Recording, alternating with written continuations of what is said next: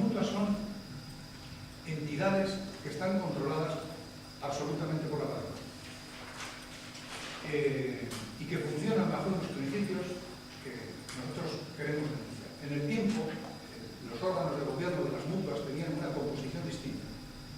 Las administraciones y los sindicatos teníamos mayoría. Con reformas sucesivas, las mutuas se han puesto para que los órganos de gobierno esté la patronal.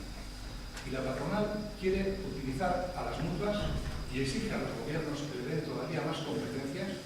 Lo siguiente que pueden conseguir, ¿verdad?, es la gestión total de las contingencias comunes para colocar al trabajador o trabajadora en la perspectiva de la persecución.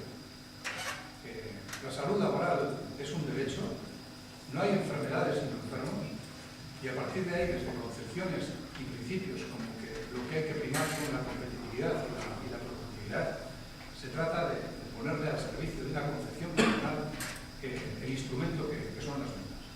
No hay que olvidar que gestionan un montón de dinero público y que gestionan dinero público para fines privados, porque perseguir la salud laboral, concebir las mutuas como elementos inquisitoriales para la persecución de la gente que se ve obligada a coger una baja porque estaban teniendo en cuenta los orígenes que hemos hecho. A nosotros nos preocupa mucho que eso se deje en manos de la patronal. Como nos preocupa que tanto por parte de Sanidad como por parte de la autoridad laboral, como ha sido denuncia del Tribunal de Cuentas, no haya ningún nivel de fiscalización sobre qué actos o qué derivas las mutuas están teniendo en